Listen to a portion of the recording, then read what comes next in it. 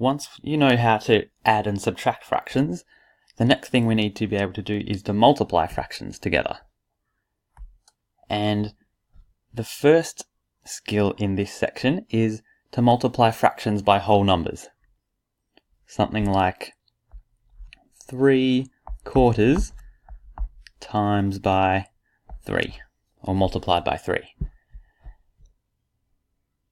And if we're multiplying by whole numbers, we can imagine, or we can picture the size of the fraction.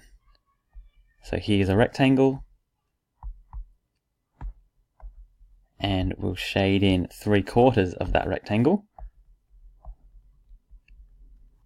So there's 3/4. And if we're multiplying that by 3, we can just imagine that we're copying that and pasting it 3 times. So 1, 2, 3. So now, where we had 3/4 shaded in, we have 3 groups of 3/4. And we can just count how many quarters do we have now in total. We have 1, 2, 3, 4, 5, 6, 7, 8, 9 quarters in total. 9 quarters. So 3/4 times 3 we found is 9 quarters. And we can actually look for a pattern here. We started with 3/4 and we saw that we ended up with 9 as the numerator. We can see the pattern here was we multiplied the numerator by the whole number. And that's a shortcut we can use to work these out. So another one would be 4/7 times 5. This means 5 groups of 4/7.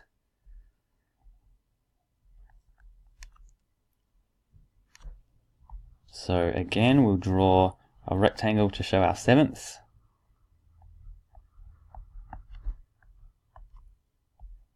And we have 4/7 shaded in. And that means we have 5 groups of this 4/7. So we know that we have 4 lots of 5. Or sorry, we have 5 lots of 4. So again, we're multiplying the numerator by that number, which gives us 20/7 overall.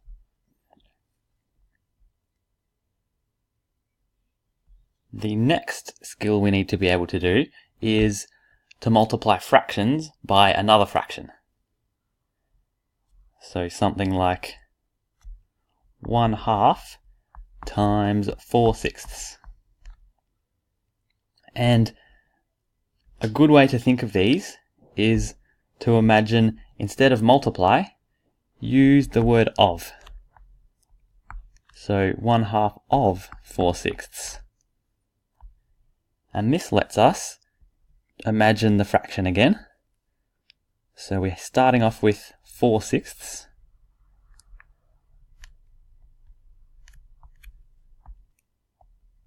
One, two, three, 4/6.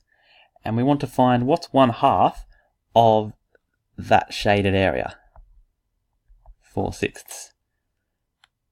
And we can work it out. We can say halfway is here. So how much is this out of the original whole? And we can see we've now got 2/6 shaded in. So 1/2 of 4/6 is 2/6. Let's do another example. 3/4 times 4/7. So again, we're going to think of it as of instead of multiply. So what's 3/4 of 4/7? Let's show 4/7 on our rectangle.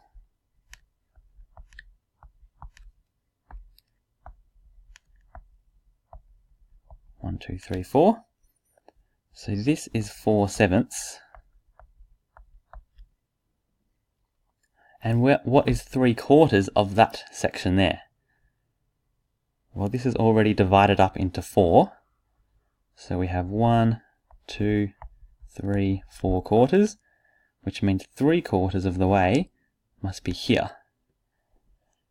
And now we need to think, what's this area as a fraction of the total, the original rectangle? And we can see that's 1, 2, 3/7.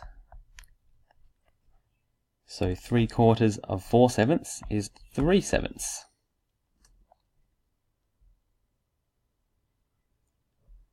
We do run into problems though.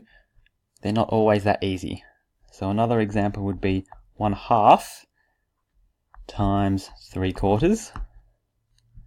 Let's think of it as of. So 1/2 of 3/4. Here's a rectangle showing 3/4.